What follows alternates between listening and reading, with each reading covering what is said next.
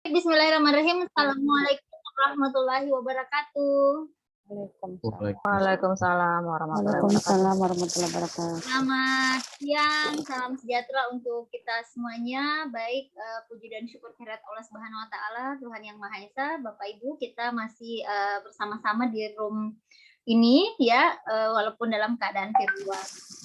Baik, saya kira Bapak Ibu sudah berkomunikasi dengan mentor dan sekarang sudah bawa gagasan, ya. Tapi walaupun masih banyak yang kasak-kusuk, ini Ibu bagaimana gagasannya nggak disetujui, maunya mentor seperti ini. Nah, itu adalah salah satu cara kita untuk mempengaruhi orang lain, ya, mempengaruhi mentor. Jadi, tunggu, Acep menelpon. Ya, sudah mulai masuk, Cep. Cep. Iya, kata berapa kan? 27. Pantasan ya Allah, saya pikir 88 guys. Saya 88 tadi itu saya info kan. Oh, salah. Sorry. Oke. Kenapa Acip itu mengganggu Wisna? Salah masuk, Cep. Tadi bilangnya 88, ternyata 27. Sorry, Cep. Ya, oke, thank you, Cep. Ya, dadah. Ini kan saya nggak coach juga di 88, Bu Risna. Oh iya. Salah info tadi, saya salah info sama Acep perpindahan. Oh iya. Ya, maaf ya, Bapak Ibu, maaf sedikit kesalahan teknis. Ini suka tukar-tukar, soalnya biasa 88 Merwali juga, 27 Merwali juga. Ya, baik, teman-teman sekalian, saya sampaikan dulu agenda kita hari ini. Pendalaman terkait dengan coaching untuk hari kedua ini adalah penekanannya pada penyampaian format rencana aktualisasi. Ya, jadi untuk sesi coaching kita pada hari ini adalah penyampaian format rencana aktualisasi yang mungkin teman-teman kemarin sudah saya sharekan beberapa contoh-contoh penugasan ya. Sudah ada ya? Contoh-contoh aktualisasi sudah kan ya? Di grup ya. Lalu kita akan lakukan pendalaman terkait dengan gagasan kreatif yang sudah disepakati oleh mentor yang nanti teman-teman akan sampaikan coaching setelah ini ya. Lalu kita akan melihat kegiatan, apakah kegiatan yang Bapak Ibu susun itu sudah bisa menyelesaikan isu. Ya. Nah, jadi seperti ini biasanya beberapa peserta menetapkan gagasan. Tetapi gagasan itu tidak bisa menyelesaikan isu yang diangkat. Nah, jadi untuk coaching kita kali ini kita akan fokus ke situ. Lalu kita akan coaching terkait dengan aktualisasi nilai-nilai dasar PNS yang diakronimkan dengan aneka. Apakah keterkaitan dengan mata pelatihan agenda 3? Kita akan lihat keterkaitannya isu-isu yang diangkat. Nah, intinya bahwa bila itu terkait dengan nilai aneka, maka itu fokus pada tahapan kegiatan. Tapi keterkaitan dengan mata pelatihan agenda 3 pasti itu keterkaitan dengan kegiatannya. Ya, jadi kegiatannya adalah agenda 3, tahapannya adalah agenda 2. Seperti itu kira-kira rumusannya ya. Lalu kita akan coaching pendalaman setelah penjelasan sedikit tentang ringkasan konstruksi aktualisasi. Ya, jadi teman-teman saya kira sudah mendapatkan beberapa contoh, kemudian nanti teman-teman coba melakukan proses adopsi, adaptasi, modifikasi. Ya. Nah, di situ ada unit kerjanya apa, kemudian kita mengidentifikasi isu, kemudian isu yang apa yang akan kita angkat, lalu gagasan pemecahannya apa. Nah, jadi ada beberapa, misalnya ada kegiatan, ada tahapan kegiatan, ada output, ada keterkaitan sub mata pelatihan, ada kontribusi terhadap visi misi organisasi dan penguatan nilai organisasi.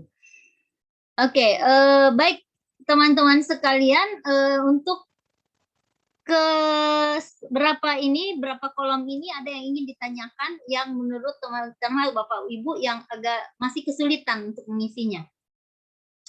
Yang mana? Ada pertanyaan? Terkait dengan kegiatannya, tahapan kegiatannya, kemudian outputnya, ada yang masih kesulitan untuk mengisi? Izin Bu, bisa? Ya, boleh, silakan Bu Dian. Yang poin ke-6 dan ke-7 Bu belum terlalu dipahami. Oke, poin ke-6. Nah, jadi kan tadi ada gagasan. gagasan ini yang disebut dengan core isunya sudah ada, lalu kita punya solusi permasalahan. Nah, jadi solusi dari menyelesaikan masalah itu. Nah, solusi untuk menyelesaikan masalah ini apakah berkontribusi terhadap visi misi organisasi? Ya, misalnya visi misi organisasi adalah misalnya mensejahterakan masyarakat. Visinya. Nah, maka pada waktu kegiatan kita misalnya pemberdayaan ekonomi kreatif di mana, berarti itu berkontribusi langsung terhadap visi misi organisasi. Visi yang mana yang berkontribusi langsung? Nah, untuk kontribusi visi misi ini kita ambil dari visi misinya kabupaten.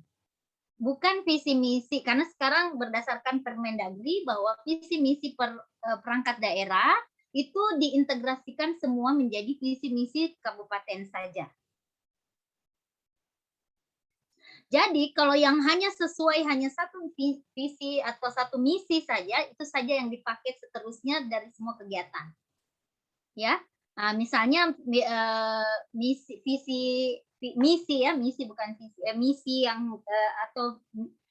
misi yang nomor berapa yang berkontribusi terhadap pelaksanaan aktualisasi kita.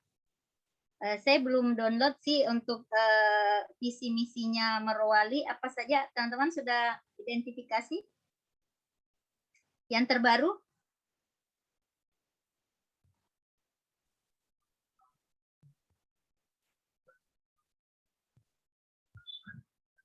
Saya pengen memberikan contoh. Ya, jadi di sini kan ada mewujudkan masyarakat Kabupaten Merwali yang sejahtera bersama. Ya, ini yang terbaru ya, teman-teman, atau yang lama? Itu yang terbaru, Bu. Yang terbaru ya, oke. Nah, lalu untuk misalnya anggaplah ambil rumah sakit ya, yang keterkaitannya dengan rumah sakit.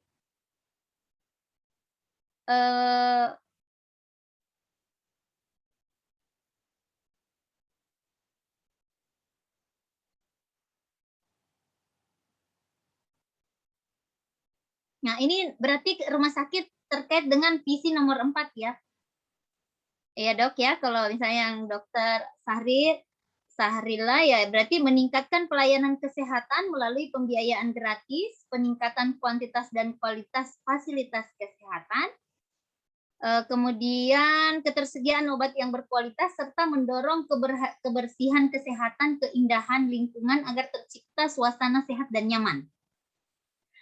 Jadi, misalnya kita melakukan edukasi tentang penggunaan APD, maka berkontribusi langsung untuk meningkatkan kuantitas dan kualitas fasilitas kesehatan. Karena misalnya APD itu kan jadi fasilitasnya rumah sakit, ya. Berarti itu berkontribusi langsung terhadap visi misi organisasi. Bisa dipahami, teman-teman? Bisa ya? Iya. Nah, jadi kontribusi terhadap visi itu adalah mewujudkan masyarakat Kabupaten Merwali yang sejahtera bersama dengan misi yang berkontribusi langsung adalah peningkatan pelayanan kesehatan berarti. Oke? Nah, sampai di sini paham? Lalu kalau ada pertanyaan?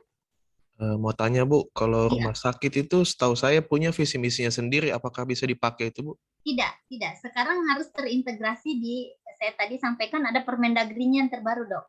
Oh iya. Nah, itu Permendagri-nya ada. Jadi kalau mau nanti ambil penguatan nilai organisasinya saja.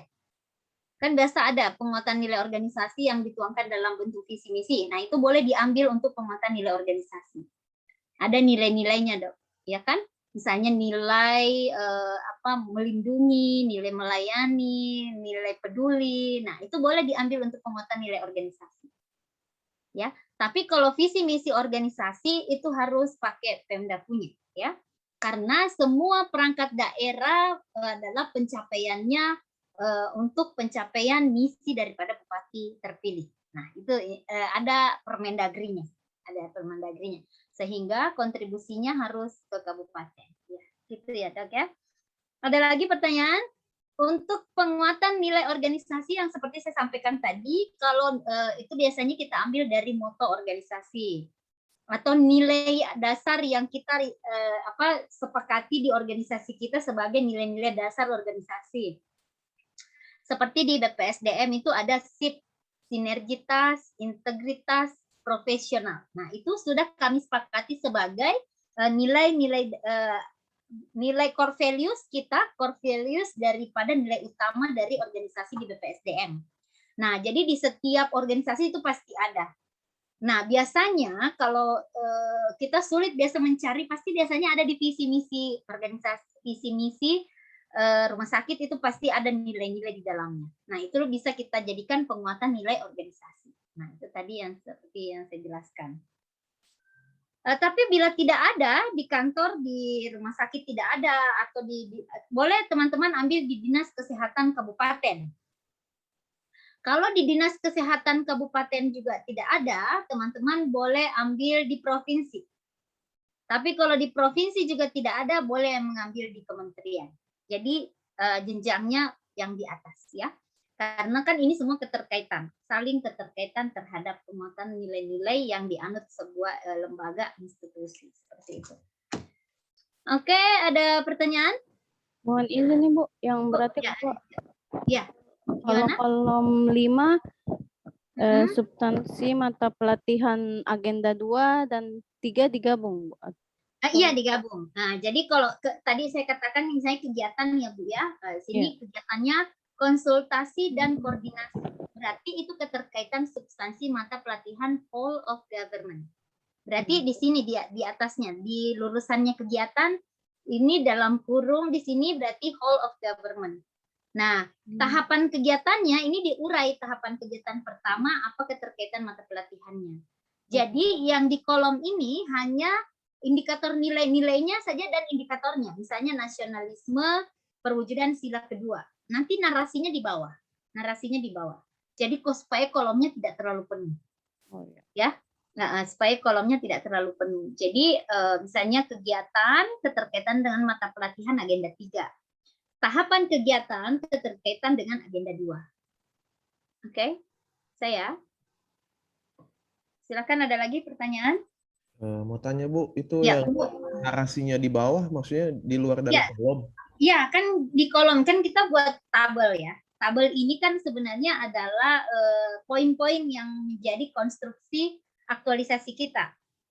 Nah, di bawahnya itu kan kita buatkan narasi, penjelasan dari kolom. Kan semua memang tujuannya tabel itu adalah menyajikan ringkasan konstruksi. Nah, di bawahnya itu adalah narasi. Kegiatan ini buat apa kegiatannya, tahapannya ini, outputnya ini kita narasikan kembali. Misalnya harus diberikan kejelasan target terhadap apa yang telah direncanakan. Nah, itu berarti kita narasikan di bawahnya, Pak, supaya bisa kelihatan, oh ini keterkaitannya dengan akuntabilitas karena ada kejelasan. Oh, di sini harus dipertanggungjawabkan nantinya. Maka oh berarti ini akuntabilitas tanggung jawab, tapi di narasi di bawahnya. Tapi untuk keterkaitan di substansi pelatihan ini dikasih dalam kurung saja. Kalau kejelasan, tanggung jawab, misalnya disiplinkah, atau etika publik karena kita harus koordinasi dengan ramah sopan, berarti etika publik, ya kan? Kalau misalnya kita harus Bu efektif, efisien, berarti komitmen mutu. Nah, seperti itu. Ada lagi pertanyaan? Ya. Nilai organisasi. Ini nilai organisasinya harus berhubungan dengan itunya kita isunya kita. Maksudnya kegiatan yang kita lakukan. Tidak sayang. Nilai organisasi itu adalah nilai-nilai atau yang disepakati dalam organisasi. Itu memang sudah ada. Itu memang ada dalam organisasi di mana-mana sih ada, kecuali biasa ada orang yang tidak tersirat saja. Tapi ada nilai-nilai yang kita sepakati sebagai nilai organisasi. Yang tadi saya contohkan seperti di BPSDM ada disebut dengan SIP. Nah, di SIP itu ada indikator nilainya. Ya, ada indikator nilainya. Misalnya SIP itu kan sinergitas. Nah, indikator nilai sinergitas itu adalah bagaimana kemudian kita selalu bekerja sama, berkolaborasi, berkoordinasi. Nah, jadi Misalnya kegiatan Ibu Hariska itu misalnya terkait dengan pelayanan koordinasi kerjasama, maka penguatan nilai organisasinya pada sinergitas. Seperti itu, ya Bu ya. Jadi pahami, iya. Tapi Jadi, Bu, ya. jadi itu nanti penguatan nilai organisasi setiap kegiatan satu penguatan nilai atau bagaimana? Bu? Tidak bisa satu kegiatan itu penguatan nilai dari keseluruhan, boleh silakan saja. Jadi tidak semua tahapan kegiatan, kalau itu banyak sekali. Nah, satu saja misalnya dalam satu kegiatan ada penguatan organisasinya yang mana menguatkan nilai organisasi. Ya, per kegiatan saja, tidak usah per tahapan. Tapi kalau output per tahapan. Bu, Output ya. ini saya mau tanyakan, misalnya Bu, kalau kita ambil punyanya senior yang sudah kan ada dan sudah susun nilai-nilai organisasi yang maksudnya yang pernah aktualisasi juga di rumah sakit, Iya. boleh tidak Bu kita ambil nilai yang dia sudah susun?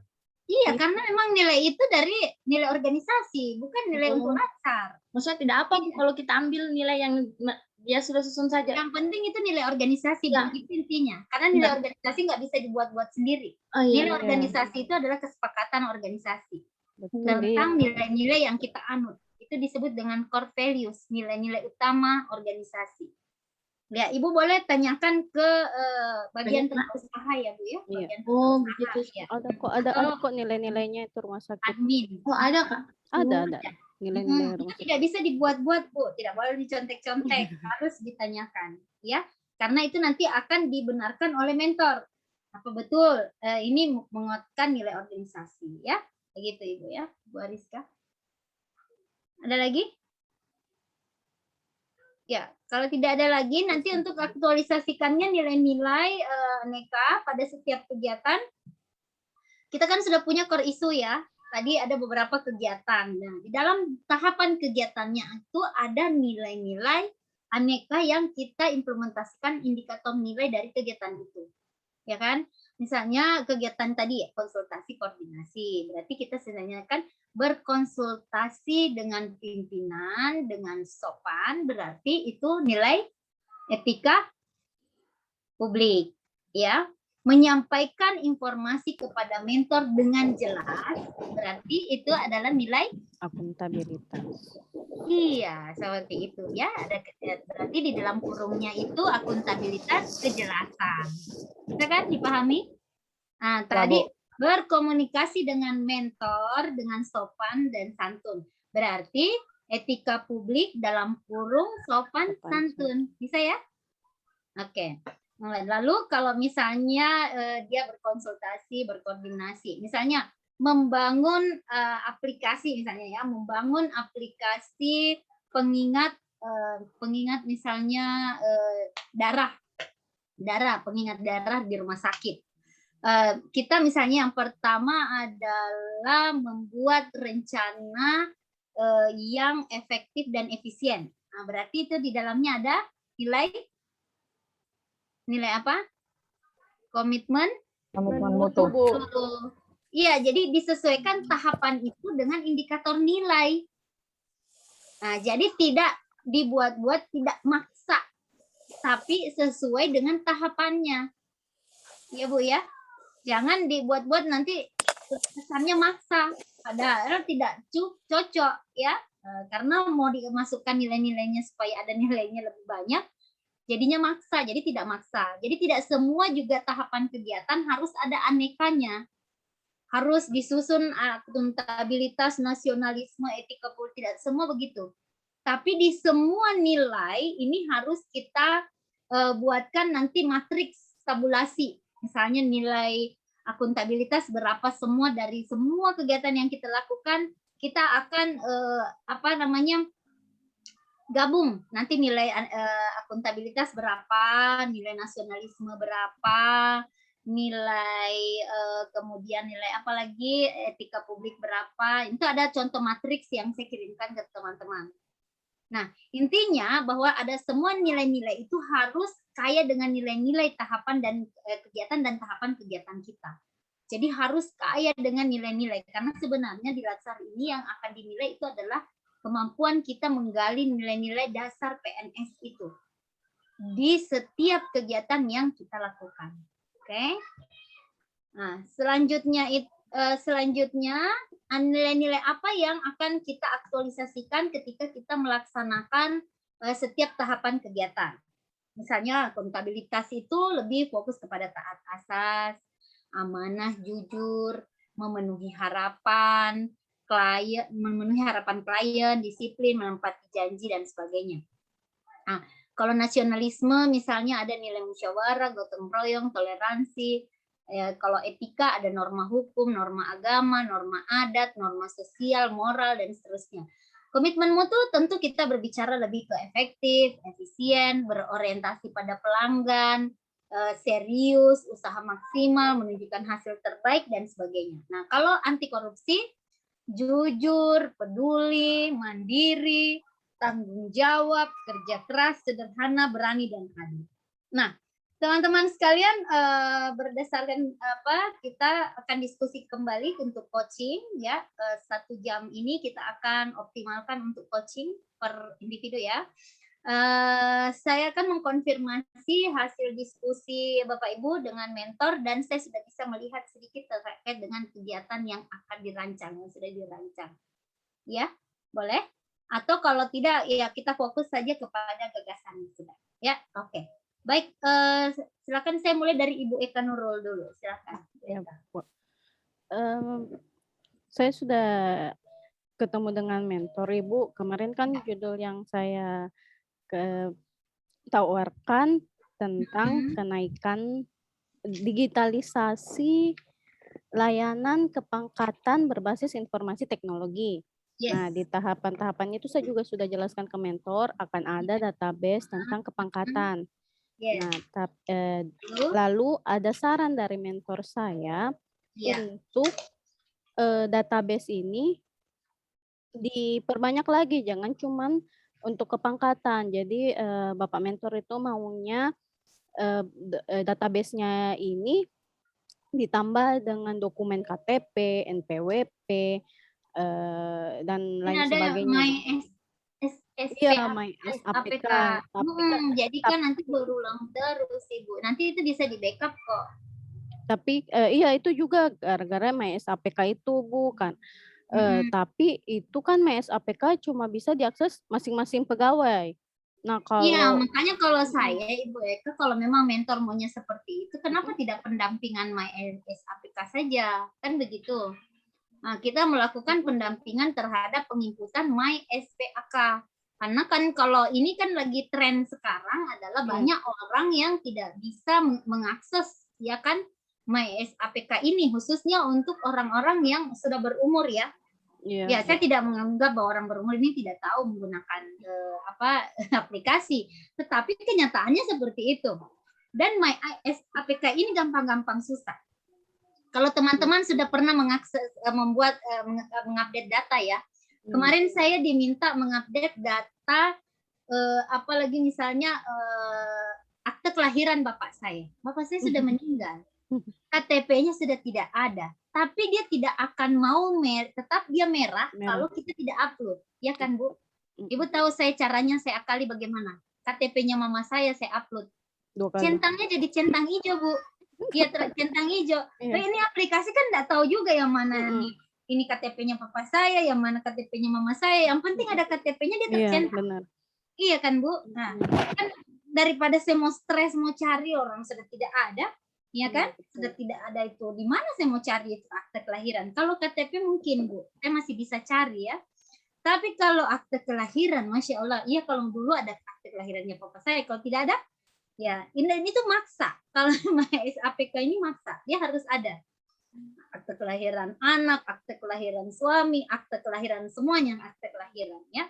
Kalau yang masih muda-muda masih bisa, Bu, masih sedikit data ya. Kalau kami yang sudah tua-tua ini setengah mati sekali ya, banyak sekali data yang harus diinput. Nah, persoalannya sekarang bukan hanya persoalan diberi nomor ya. Kalau dulu Bu, aplikasi yang sebelumnya kita kan sudah pernah update pemutahiran data pegawai juga. Dulu itu nomornya saja yang diinput. Nomornya sekarang harus diupload dengan bukti fisik. Iya kan, Bu? SK CPNS 80%, SK 100%, kenaikan pangkat riwayatnya itu di scan semuanya. Persoalannya hampir semua teman-teman itu bukti fisiknya itu disekolahkan di bank. Iya kan? Itu persoalan yang lebih berat Ibu sebenarnya. Banyak hambatan. Jadi kepegawaian dalam hal ini tidak bisa meninggalkan pegawai. Pegawai harus diedukasi tentang MySPA. MySAPK ya. Itu lebih menurut saya kalau memang database-nya mau diperbaiki, jangan, database ini sudah ada. Database ini sudah ada.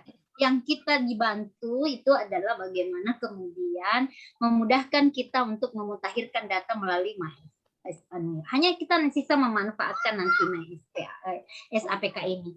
Toh juga nanti kan operatornya kan dari kita juga. Operator ini pegang semua kita punya nanti data-data kepegawaian, ya kan Bu Eka? Nah, coba didiskusikan dengan mentornya, karena kalau mau isi semua dokumen-dokumen itu Ibu nanti 2 kali kerja.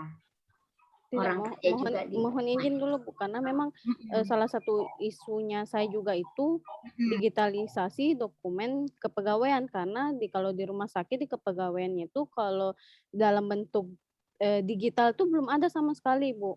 Jadi tuh biasanya tuh berulang terus, BKD minta SK lagi, minta SK lagi, dan pegawainya rumah sakit makin banyak ya. Jadi itu makin terus mereka juga namanya tenaga kesehatan agak ada shift datang ke kantor, tidak seperti kita yang kepegawaian yang sampai jam 4. Nah, itu tuh agak susah untuk diminta bukti-bukti fisik begitu Bu, SK begitu. Jadi itu memang mentor dari dulu mungkin dia itu punya ide tapi belum ada yang mau realisasikan. Jadi saya diminta untuk dibuatkan langsung semua digitalisasi itu. Jadi nanti kalau BKD minta lagi tidak perlu langsung ke pegawainya, langsung saja ke pegawaian yang printkan. Jadi di-scan semua langsung di-printkan saja kalau BKD. Tapi mungkin untuk sampaikan kepada mentor untuk aktualisasi ini hanya 30 hari. Kalau mau Ibu bisa bayangkan berapa jumlah pegawai di rumah sakit? Oh, kalau ini kemarin itu Pak Mentor cuma memang untuk PNS saja Ibu yang cuma 200 orang. 200 kan lumayan banyak Bu. Iya kan, kalau semua kita mau scan 200 bulan saja waktunya nih Bu. 1 bulan saja. Ya. Nah, jadi Ibu sampaikan dulu sama mentor ya, sampaikan sama mentor bahwa saya bisa kerjakan tapi tidak semua database ya. Hanya database mungkin utama ya, basically yang sering diminta. Iya, basically yang sering diminta. Jadi database-nya ini kalau bisa kan nanti begini saja Ibu Eka minta sama teman-teman, Ibu kirimkan apalagi namanya Google Drive kan ke teman-teman ya. Jadi folder-foldernya sisa mereka upload gitu di situ, disimpan masing-masing. Jadi langsung tersimpan dengan sendirinya Bu Eka.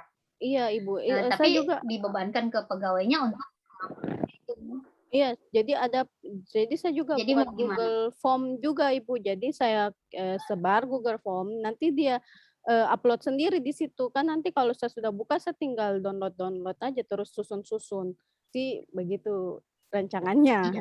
Mudah-mudahan sih bisa. Tapi betul. Tapi itu tadi Bu harus dibatasi. Iya, jadinya karena dalam 30 hari.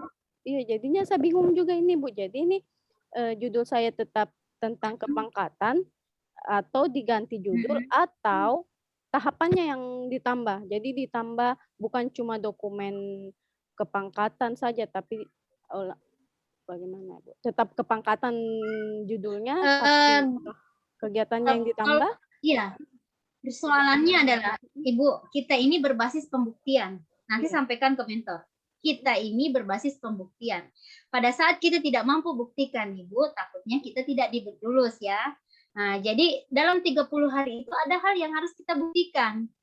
Nah, jadi kalau nanti mau dilanjutkan nanti setelah latsar silahkan. Yang penting kan sudah ada modelnya. Ya Bu ya, dimulai dari kepangkatan saja dulu. Nanti setelah kepangkatan nanti kan memang ini harus berkelanjutan. Aktualisasi ini harus berkelanjutan. Nanti direkomendasi berkelanjutannya kan di bawahnya itu kan ada keberlanjutan Ibu ya. Ibu Eka. Nanti di keberlanjutan di bawahnya ditulis bahwa keberlanjutannya nanti dengan misalnya dokumen pendukung pegawai, misalnya dokumen penduduk apa dan seterusnya, itu nanti di rencana tindak lanjut aja Bu Eka. Iya, untuk jangka 30 hari cukup kepangkatan saja. Iya, 200 itu pun Ibu kerjakan 1 bulan itu belum tentu bisa dapat. Ya. Nah, jadi iya kalau misalnya teman-teman mau isi apa seperti kayak dokter ini, saya tidak yakin dia mau isi. Kalau ya kan Dok ya, mau isi-isi lagi rumah SPAK lagi diisi lagi punya Ibu Eka ya kan, ribet. Kalau dilihat dari usia-usia kan CPNS yang 2018 lalu lumayan banyak, itu lumayan membantu. Tapi kalau memang yang senior-senior kayaknya kurang. Kepangkatan saja kan sekarang sudah digital di BKD Bu, itu juga sulit. Ya. Jadi kalau dalam administrasi itu ada 2 profesi agak sulit kita minta dokumennya. Yang pertama dokter, yang kedua fungsional intinya. Iya, betul. Dokter, Widyaiswara, kemudian diminta administrasi sudah sulit sekali malah iya, ya, itu. karena kita lebih banyak pekerjaan teknis. Diminta kayak administrasi kepegawaian, kalian kerja apa sih, kan sudah ada pegawai. Nah kan begitu ya. Iya itu Bu. Karena itu BKD itu minta terus juga BKD makanya maunya langsung BKD disimpan. ini sudah ada aplikasi tapi iya, itulah. Tidak integrasikan ya. Iya, jadi orang jadi jenuh. Itu lagi data kepegawaian, Padahal Presiden itu sudah sampaikan ya. Untuk dokter fokus sembuhkan penyakit. Ya, untuk perencanaan khusus rencanakan. Untuk orang dia bilang keuangan khusus keuangan. Administrasi urus administrasi sendiri-sendiri. Jadi jangan fungsional lagi disuruh bikin pertanggungjawaban. Ini kan yang menjadi persoalan sekarang di Indonesia. Bahwa sekarang penyuluh pertanian tidak turun ke sawah, bikin pertanggungjawaban, bikin laporan, ya kan Bu, Pak. Nah, sekarang kan fokusnya kita adalah pelayanan. Nah, ini sebenarnya yang menjadi PR kita. Bahwa administrasi itu jangan lagi mengganggu kinerja dari fungsional. Ini agak sulit ya. Nah, dan memang adalah PR kita Ibu Eka. PR kita bagaimana kemudian data itu tidak berulang-ulang diminta. Ya, bosan, boring ya Bu ya. Nah, jadi Ibu Eka sampaikan lagi kembali ke mentor bahwa ini harus dibatasi waktunya dan harus dibutuhkan. Ya Bu ya, Bu Eka. Baik. Oke, saya kira cukup dulu untuk Bu Eka karena belum ada kepastiannya Bu ya. Nanti Ibu diskusi dulu, baru nanti kita susun kegiatannya. Sudah ada sih saya kegiatannya Ibu, saya susun. Boleh. Iya. Oh, boleh dilihat. Boleh ditayangkan. Oh iya. Iya. Coba saya buka dulu. Share screen. Mana ya? Ini saja. Tapi mungkin belum sesuai sama yang ini karena dari tugas-tugas Ibu, dari tugas-tugas kan lalu sudah saya gabung-gabungkan tugas. Ini tahap pertama, terus tiga tahapan kegiatan. Udah kelihatan, terus kegiatan kedua pelaksanaan mengumpulkan data, ada 2 tahapan. Pertama koordinasi, lalu menyebarkan Google Form. Kayaknya mungkin ditambah lagi di sini scan itu mungkin ya Bu. Ya, scanning data, ya silakan. Lalu di kegiatan ketiga itu membuat database-nya ya dari Google Form ini yang sudah mengisi. Saya susun database-nya. Lalu ada juga membuat format surat pengantarnya kalau misalnya ya. Lalu dievaluasi. Kalau kemarin ada sarannya Ibu Tin katanya ditambahkan sosialisasi. Oh iya, harus Bu. Soalnya nanti tapi sosialisasinya kita buat dalam bentuk ini saja Bu, digital saja. Jadi kayak poster digital saja. Jadi kita kirim-kirim ke WhatsApp, Ibu bisa bikin atau Ibu bisa buat tutorialnya saja. Jadi nanti tetap kita fokus ke social distancing, sosialisasinya by online. Iya. Iya. Oh, jadi media digital. sosialisasinya kegiatan Iya, tersendiri, Bu? kegiatan tersendiri. Kegiatan. Iya. Nah, di sini ya kan sosialisasi melalui media sosial. Gitu aja, Ibu. Berarti sosialisasi maksudnya tentang Sosialisasi ini yang Ibu buat ini. Aplikasi kepangkatan ini. Ini apa prosedur. digitalisasi kepangkatan. Ibu Iya. sosialisasikan kepada orang bagaimana cara mengisi Google Form-nya. Ya, Bu ya. Nah, Iya. Ibu buatkan mekanismenya dong, tahapannya. Ibu kirim bagaimana cara menggunakan Google Form-nya.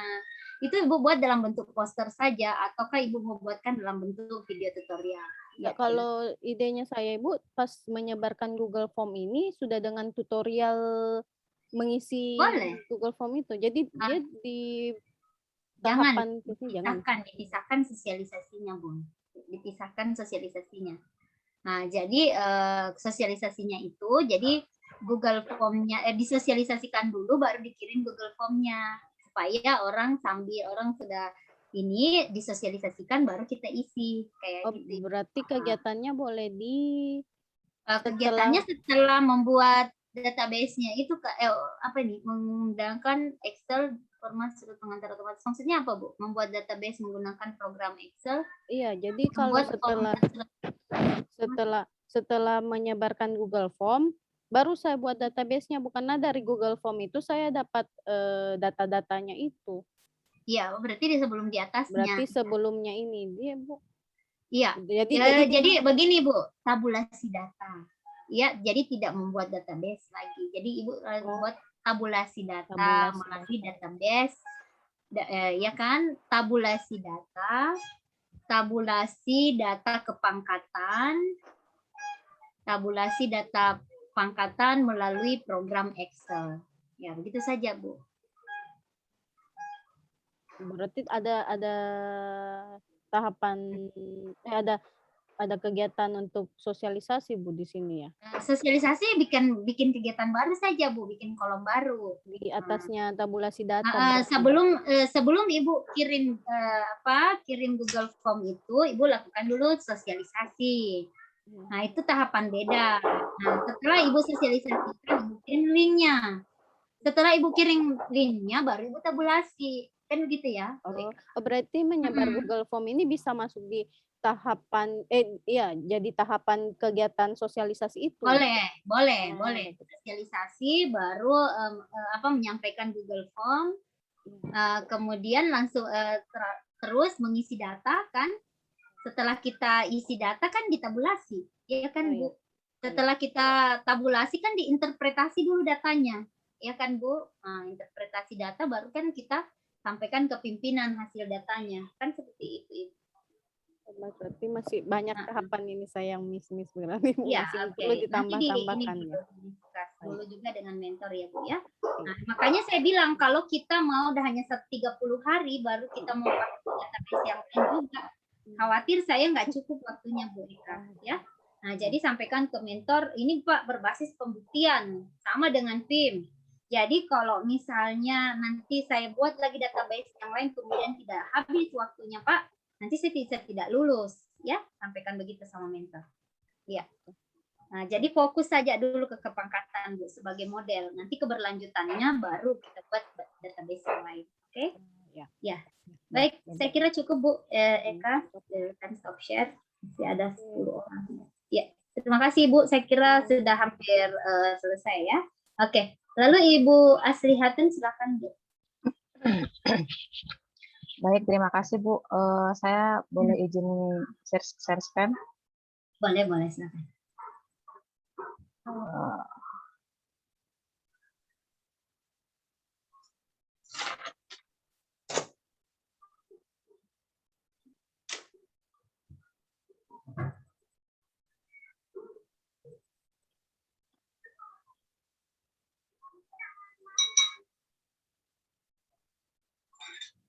Ini, Bu, saya kemarin sudah konsultasi dengan mentor tentang yang gagasan baru itu tentang layanan informasi Promkes berbasis audiovisual, Bu. Iya, apa katanya, Bu? Iya, katanya setuju karena supaya fokus saja di pembuatan video. Iya. Ini identifikasi isu bisa terlihat, Bu? Iya, bisa. Ya, ini masih karena masalah isunya masih kurangnya media promosi, media promkes itu, Bu. Jadi bisakah bahasanya, maksudnya antara identifikasi isu dengan gagasan isu itu beda, enggak apa-apa ya, Bu?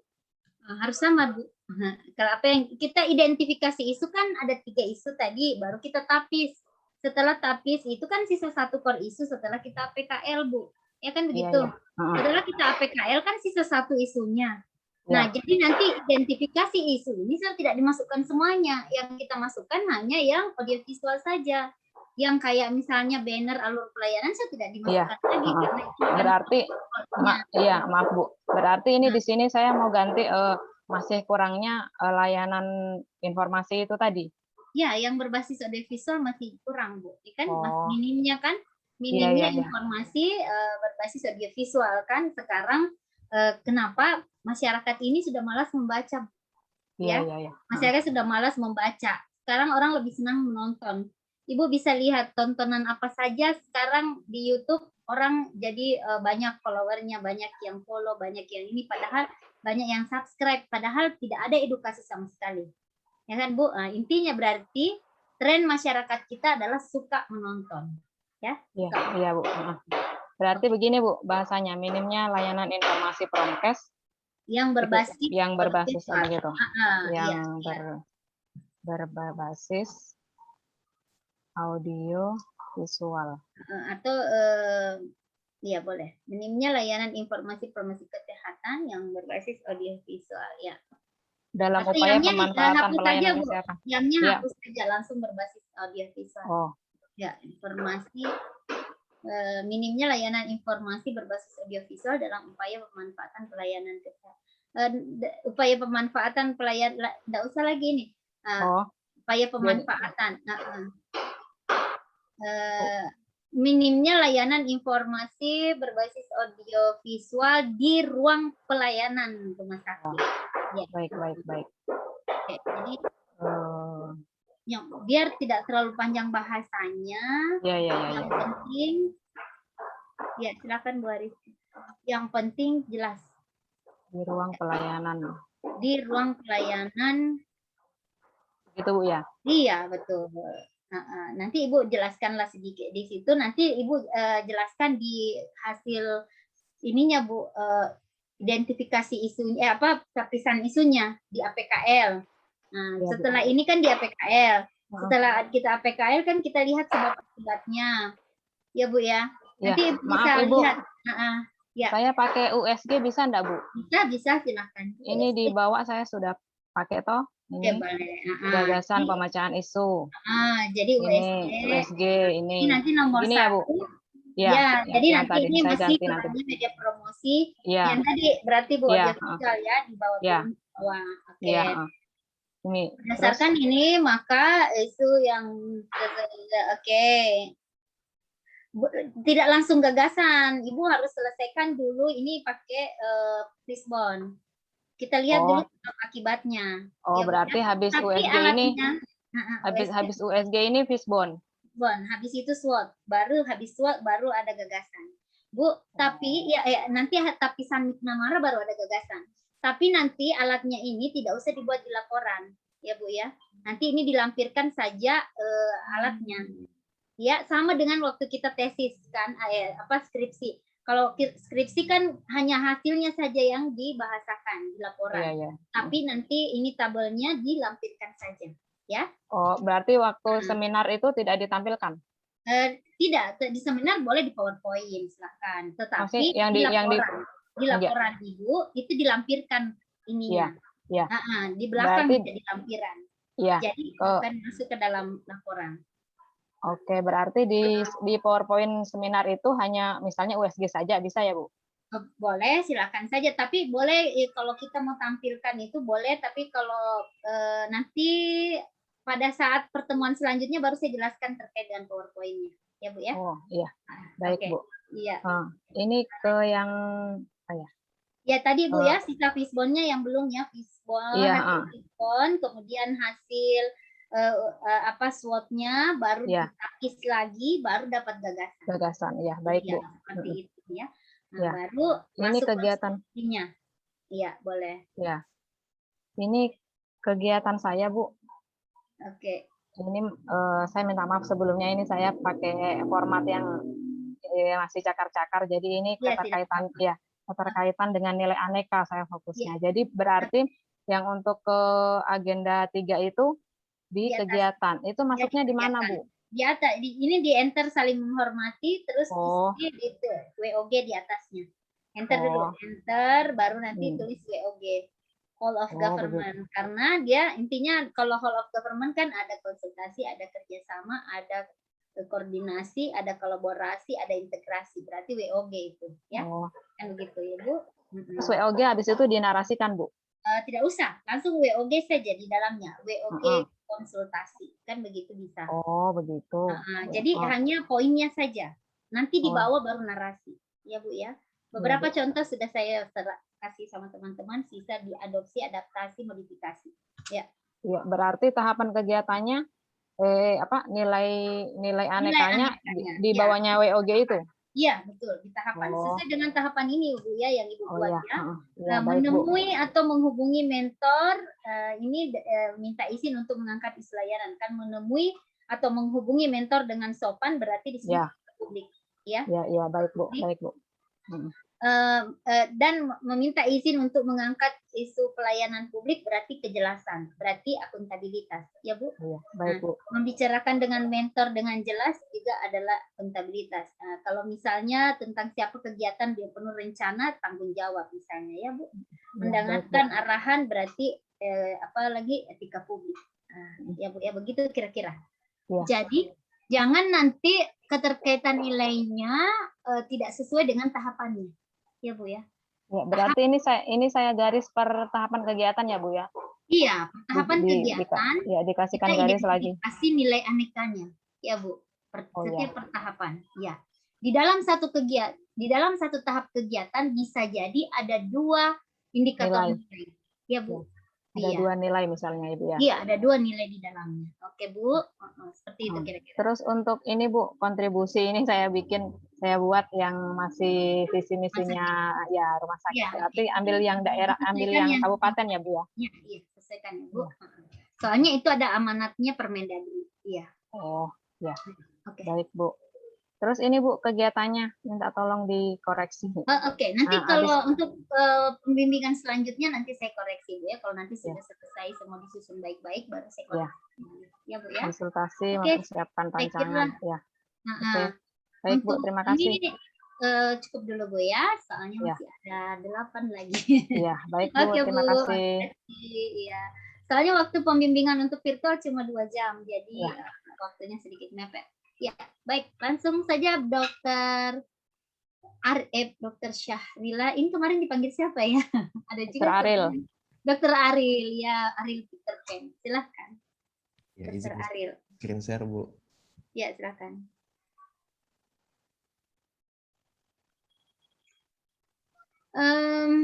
Belum adanya evaluasi. Oke. Ini jadi kemarin saya sudah berdiskusi dengan mentor Bu. Iya. Ajukan beberapa judul, kemudian sebenarnya didukung semua judul, cuman dia lebih suka atau lebih fokus ke judul yang ini, Bu. Evaluasi terhadap pelayanan medis di RSUD Morowali, karena memang selama RSUD berdiri belum pernah ada evaluasi terhadap pelayanan medis, Bu. Oke. Lalu melalui apa Bu, Dok, evaluasinya? Jadi ini dari yang pertama Bu, dari evaluasi itu evaluasi ke pasien. Jadi ada survei saya bikin untuk kepuasan pasien. Ini kegiatan pertamanya. Jadi mungkin nanti saya ambil sekian ratus atau puluh sampel untuk disebarkan kuesioner atau survei begitu Bu. Boleh. Langsung pasien. Iya. Oke. Kita fokus dulu ke gagasannya Dok ya. Belum adanya evaluasi. Ini kan isunya. Terus nanti kita harus buat gagasan itu sudah dalam bentuk judul yang menarik. Ini Bu, evaluasi terhadap evaluasi terhadap pelayanan medis berbasis apa, melalui apa. Jadi di setiap kegiatan yang kita lakukan itu harus ada adding values-nya, ada nilai tambahnya.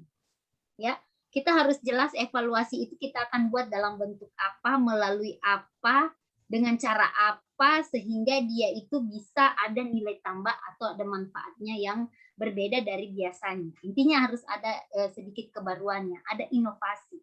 Ya, kayak gitu dong. Nah, jadi nanti dokter harus pikirkan alat apa yang akan kita gunakan untuk melakukan survei ini. Apakah kita menggunakan digitalisasi survei kepuasan, ataukah kita akan tetap dokter mau melakukan manual? Nah, ini harus dipikirkan. Nah, alat apa yang akan kita gunakan? Intinya begitu. Alat apa yang kita gunakan kira-kira, Dok? Nanti untuk membuat survei ini. Apakah nanti dalam bentuk Google Form ataukah dalam surveinya seperti apa? Mungkin bisa dijelaskan? Iya. Cuman Bu yang saya ingin tanyakan, kalau misalnya ini kan saya evaluasi terhadap pelayanan medis, kemudian kalau tadi Ibu minta untuk evaluasinya dalam bentuk apa, dimasukkan ke gagasan isu, tapi di kegiatan yang lain saya ada kegiatan lain Bu yang tidak kayak tidak masuk nanti di judulnya, kayak ini Bu, evaluasi penerapan dokumentasi pelaksanaan dan clinical pathway. Jadi di sini saya mau evaluasi tenaga medisnya malah Bu. Jadi dia sudah sesuai dengan pathway klinikalnya atau tidak? Maksudnya kayak SOP-nya Bu. Apakah dia sudah bikin sesuai SOP atau tidak? Kemudian yang kegiatan yang ketiga itu adalah peninjauan pelayanan kesehatan dari aspek pembiayaan. Jadi di sini saya mau bandingkan atau mau lihat berapa sih satu pasien itu budgetnya yang dikeluarkan oleh rumah sakit, kemudian dibandingkan dengan paket BPJS yang dibayarkan ke kita, gitu Bu. Tapi cukup nggak waktunya, Dok? Ini terlalu luas jadinya nanti, Dok. Akhirnya nanti tidak selesai kita dalam 1 bulan. Kan 1 bulan saya sama tadi dengan Ibu ini. Nanti kok terlalu banyak, ini kan baru judulnya ini mengerikan semua ini, Dok. Terlalu jadi saya khawatir. Ini tadi saya katakan, dokter itu tidak bisa berpikir terlalu administratif. Ya, pasti kita fokus ke pelayanan. Ya, kalau saya, Dok, jangan terlalu fokus ke administratif kita dokter. Karena kenapa? Semua tupoksi kita saja nanti yang akan kita pikirkan untuk keberlanjutannya. Artinya begini, setiap aktualisasi yang dibuat diharapkan itu habits secara terus-menerus dilakukan oleh kita sebagai profesi dokter. Ya. Nah, oleh karenanya saya lebih fokus kepada bagaimana kemudian aktualisasi yang dokter buat itu adalah tupoksi sehari-hari. Memperbaiki kinerja tupoksi kita sehari-hari. Iya, walaupun tidak mengesampingkan evaluasinya silakan saja, tetapi kita akan fokus kepada aktualisasi tupoksi kita. Tupoksi yang kita pekerjakan sehari-hari lebih ke pelayanan ke pasien. Kan dalam hal ini kan dokter ini dokter umum ya, Dok. Ya, lebih fokus kepada layanan ke pasien. Karena nanti di bab terakhir itu nanti di rancangan kita dikatakan bahwa bagaimana dengan rencana tindak lanjut perbaikan kinerja individu kita. Kan begitu. Jadi selalu diminta, nanti lanjutannya bagaimana? Lanjutannya bagaimana lagi? Nah, ini diharapkan jadi habits, berulang-ulang kita lakukan, sehingga semua nilai-nilai aneka itu diinternalisasi, begitu. Nah, ini bukan berarti tidak bagus. Ini tidak tetapi khawatirnya ini kita tidak mampu implementasikan, Dok. Intinya begitu saya. Kalau dari mentor, Bu, ini siasatinya itu sampelnya, Bu. Kayak misalnya ini yang kayak ini peninjauan pembiayaan ini dilihat saja dari kasus terbanyak atau penyakit terbanyak. Kemudian itu saja yang dilihat. Persoalannya, Dok, itu harus ada kesesuaian antara isu ya dari hasil analisis kita. Kalau hasil analisis kita itu kan berarti ada misalnya kan ada survei ketidakpuasan masyarakat, masih rendahnya tidak sesuai dengan target. Misalnya target SPM itu ada indeks kepuasan masyarakat itu berapa persen. Kan berangkat dari situ kita, dari kepuasan. Jadi tidak boleh ke sana kemari, harus dilihat dari tujuannya. Nah, jadi dari masalahnya apa, kemudian jadi judul itu menunjukkan tujuan dari aktualisasi itu. Ya, tujuan itu berarti gagasan kreatif ini adalah tujuannya. Ya, jadi tujuannya. Jadi tidak boleh ke sana kemari. Kalau kita fokus evaluasi, evaluasi. Kalau kita akan fokus kepada tadi ada lagi yang analisa terkait dengan pembiayaan, itu nanti lain lagi, Bang. Nanti jadi tujuannya tidak sampai. Nanti kita ambil untuk keberlanjutannya saja. Iya, jadi kalau saya fokus saja kepada survei kepuasan pelayanan kita. Kalau ini masih ada relevansi dengan tupoksinya dokter, karena pelayanan medis ini yang akan kita evaluasi diri kita untuk sebagai feedback. Ya, sebagai habis itu setelah kita diberikan feedback kan tentu kita introspeksi diri. Nah, itulah yang menurut saya masih relevan ketika dokter mengambil evaluasi pelayanan medik. Nah, tetapi maksud saya buatkan suatu nilai tambah sehingga apa yang kita buat ini nanti maksudnya ada kebaruannya kayak gitu. Ada kebaruannya. Jadi ada alat yang kita gunakan untuk mempermudah kita melakukan survei. Kayak gitu dong maksudnya. Jadi sama dengan maksudnya kita kalau misalnya mau ke Morowali, kita mau naik pesawat atau naik mobil, mana yang lebih cepat, kita naik mobil atau naik pesawat? Maka kita naik pesawat. Kayak gitu maksud saya dong. Oh, Nah, iya. itu pun juga kita melakukan survei. Kita akan melakukan survei dengan biasa-biasa saja klasikal, atau kita melakukan digital. Digital lebih cepat bisa kita lakukan evaluasi daripada kita melakukannya secara manual. Nah, itu bisa menjadi isunya. Nah, tapi boleh juga didiskusikan nanti lebih lanjut, kira-kira evaluasi seperti apa yang akan kita fokuskan selama 30 hari. Ya. Nah, jadi pada saat kita implementasi ini, Dok, kan kita implementasikan selama 30 hari dan di-report setiap minggu apa yang kita lakukan. Nah, sehingga pastikan bahwa apa yang kita aktualisasikan ini sangat keterkaitan dengan tugas dan fungsi kita sebagai dokter. Seperti itu. Ya. Izin tanya lagi, Bu. Ya, Untuk kegiatan ini kan ada kegiatan, ada tahapan kegiatan. Yang ingin saya tanyakan, kegiatan ini adakah jumlah minimalnya, Bu? Ya, jadi kalau kegiatan, misalnya Dok ini ya, survei kepuasan ini tidak langsung di kegiatannya seperti ini. Jadi kalau kegiatan pertama itu kita lakukan dulu konsultasi dan koordinasi. Jadi di sini kegiatan, konsultasi dan koordinasi. Itu Nah, masuk misalnya, jadi kegiatan, Bu? kegiatan itu, kegiatan. Nah, jadi tahapan kegiatannya, 1, berkonsultasi dengan mentor. 2, misalnya kemudian yang kedua, kalau misalnya kan mentor kita adalah hanya kepala seksi, ya, berarti kita berkonsultasi. Nah, lagi kita mau lakukan konsultasi dengan kepala rumah sakit. Nah, berarti kita tetap ada konsultasi.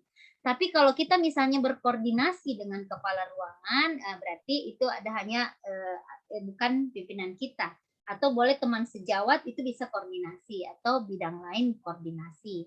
Nah, jadi di sini konsultasi dan koordinasi pelaksanaan survei kepuasan pasien terhadap pelayanan kesehatan. Nah, berarti konsultasi dengan mentor tentang penerapannya. Terus mau konsultasi juga dengan pimpinan rumah sakit, silakan. Koordinasi dengan kepala ruangan, koordinasi dengan teman sejawat, nah boleh. Nah, itu minimal 3. Minimal 3 kegiatan. Ya Bu, Pak, tahap kegiatan, maaf Dok. Minimal 3 tahap kegiatan. 1 kegiatan minimal 3 tahap kegiatan. Kalau untuk kegiatannya, Bu? Kemudian diinternalisasikan nilai aneka dalamnya. Ya. Untuk kegiatannya, Bu, berapa minimalnya, Bu?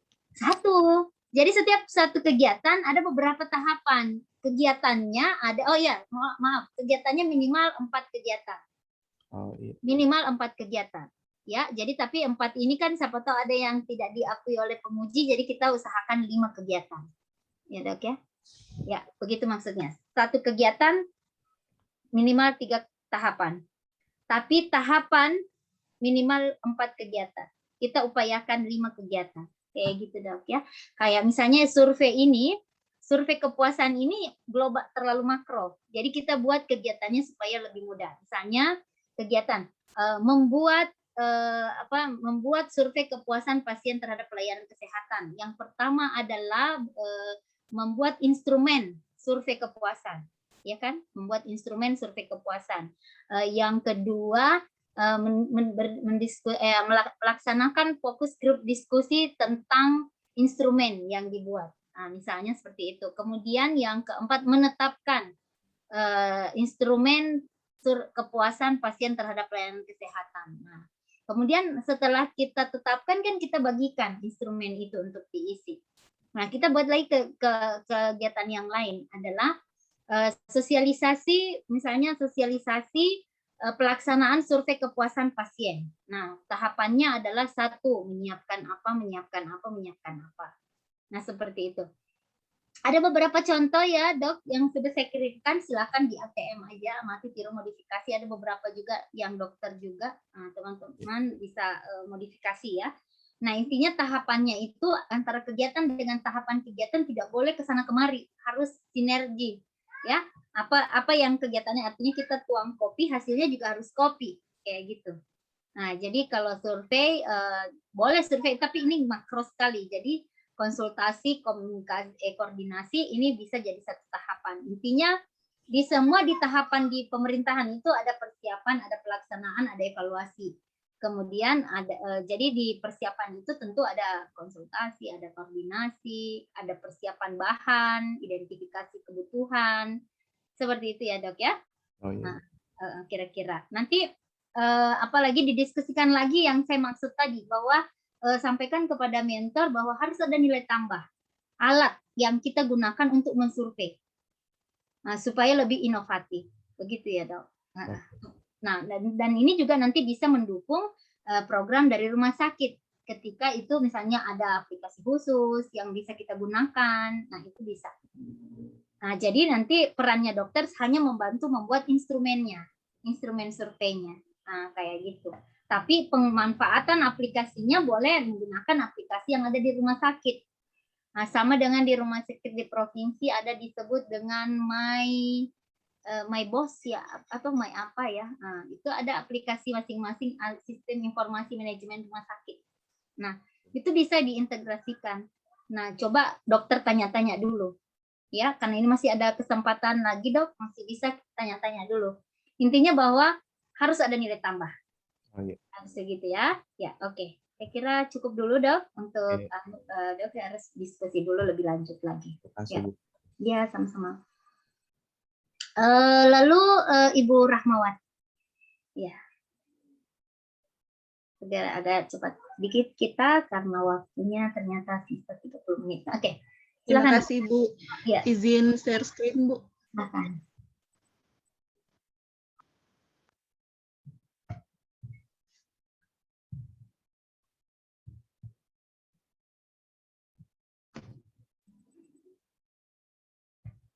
Oke, berarti isinya preventif, upaya pencegahan, preventif pencegahan stunting berbasis partisipasi remaja. Boleh? Kalau misalnya ada upaya pencegahan stunting, preventif saja. Ibu pilih saja apakah preventif pencegahan, nggak usah kan, preventif sudah pencegahan. Nah, jadi preventif stunting berbasis partisipasi remaja. Iya, ada garis miring. Iya, nggak usah lagi di garis miring, jadinya rancu nanti sayang. Siap. Oke. Preventif stunting berbasis partisipatif. Ya, oke.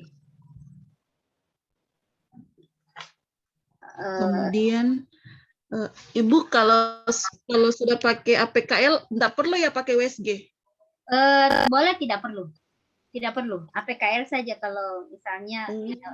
Ibu kalau mau pakai dua-duanya boleh, tapi tidak mesti. Ya, Bu, saya pakai dua-duanya soalnya. Boleh, silakan. Itu untuk mempertajam isunya boleh. Iya. Oke, boleh, Bu, silakan. Di APKL kalau saya masukkan USG saja, Bu. Kemudian di boleh dua-dua, satu-satu boleh karena sama-sama tujuannya tapisan isu. Ya, silakan. Di USG tinggal 2 isu yang saya tapis. Yang tadi dari APKL toh? Iya. Kemudian dari sini kan sudah kelihatan yang prioritas pertamanya. Habis itu saya buatkan dia fishbone.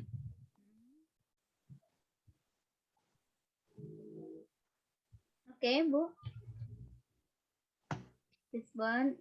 Lalu Ini. jadi nanti kalau saya seperti tadi yang saya sampaikan, nanti ini alatnya dilampirkan saja, tapi kita lihat dulu isunya saja melalui fishbone ya, Bu ya. Ibu kan preventif berbasis ya. Oke. Oke, Bu, langsung kepada gagasan utamanya saja. Setelah ditapis pakai McNamara, apa hasilnya?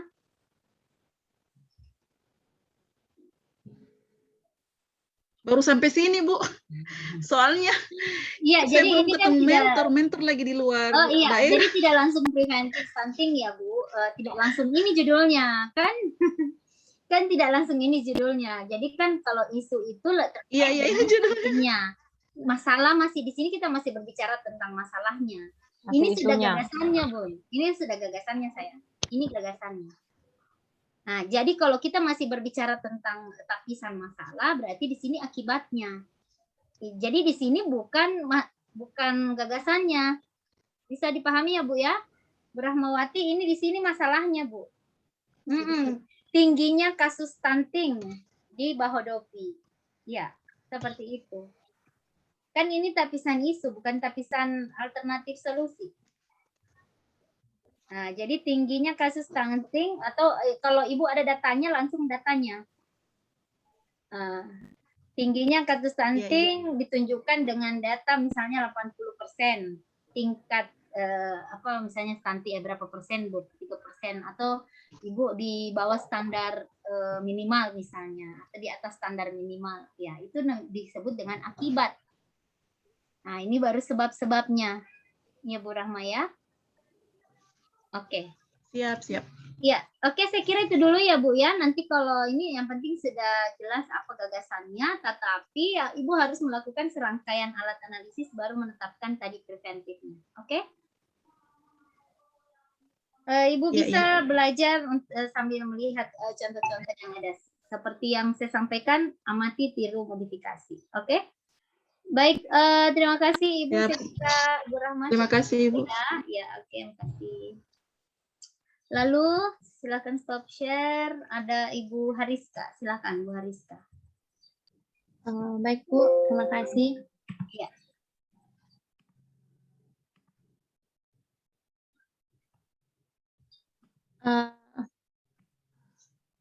Permisi Bu. Yes. Sebelumnya saya mau cerita sedikit. Kemarin kan saya sudah konsultasi dengan mentor. Jadi saya itu diarahkan lagi pergi koordinasi di bagian promosi kesehatan rumah sakit PKRS, karena kan saya penyuluh, Bu. Ya, siap. Lalu? Terus kemarin kan judul saya itu kan digitalisasi Promkes berbasis KIE. Jadi yang saya mau promosikan itu tentang penyakit. Tapi setelah saya konsul kemarin di PKRS, mereka itu sarankan bukan cuma satu penyakit saja, tapi 10 besar penyakit di rumah sakit. Oke, jadi kan Ibu bilang kegiatan ini kan 30 hari. Jadi menurut saya, Bu, mungkin saya tidak sanggup untuk membuat media 10 besar penyakit itu. Jadi saya ambil yang isu lain yang kurangnya informasi kepada masyarakat tentang pelayanan kesehatan. Jadi rencananya tetap gagasan kartu saya tetap digitalisasi, tetapi bukan promosinya lagi, Bu, promosi kesehatan tentang penyakitnya, melainkan tentang pelayanan kesehatan di rumah sakit. Jadi layanan informasi, apa tadi Bu, penyakit apa tadi yang disarankan 10 itu? Apa Bu? Apa tadi? Penyakit apa yang 10? 10 besar penyakit. 10 besar penyakit. 10 besar penyakit apa? Di rumah sakit. 10 besar penyakit di rumah sakit. Tapi ini Bu, saya tidak mau berfokus di Bu, di penyakitnya, karena memang setelah saya pergi konsul sudah ada programnya mereka yang jalan. Jadi intinya adalah jenis pelayanannya rumah sakit. Ya, jenis pelayanan. Jadi selama ini kan banyak isu ini banyak masyarakat yang belum tahu tentang pelayanan-pelayanan di rumah sakit, misalnya dokter spesialis apa yang ada di sana, pelayanan apa yang ada di sana. Jadi saya mau angkat gagasan kreatif itu. Jadi sudah ada maksudnya mereka buat kayak leafletnya, tapi belum ada kayak bentuk audiovisualnya. Jadi rencananya saya mau buat video tentang profil rumah sakit secara keseluruhan. Nah, nanti saya tampilkan di TV dan disebarkan di YouTube. Tapi kalau fokusnya ke begitu. pelayanan kesehatan, informasi pelayanan kesehatan. Kalau kayak gitu, layanan informasi profil pelayanan informasi profil kesehatan di Rumah Sakit Morowali, RSUD Morowali. Bisa saja seperti itu, Ibu. Oh, layanan informasi layanan informasi profil RSUD Morowali, profil pelayanan kesehatan di RSUD Morowali, bisa juga gitu.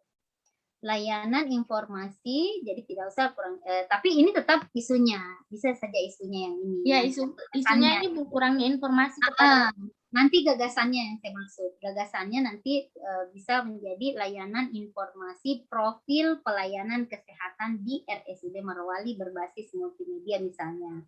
Atau berbasis audiovisual atau tidak usah basis juga tidak apa-apa. Layanan informasi digitalisasi bisa juga begitu, Bu. Layanan informasi digitalisasi profil pelayanan kesehatan di RSUD Morowali. Bisa begitu. Oh, iya. Ya, oke. Sudah ada.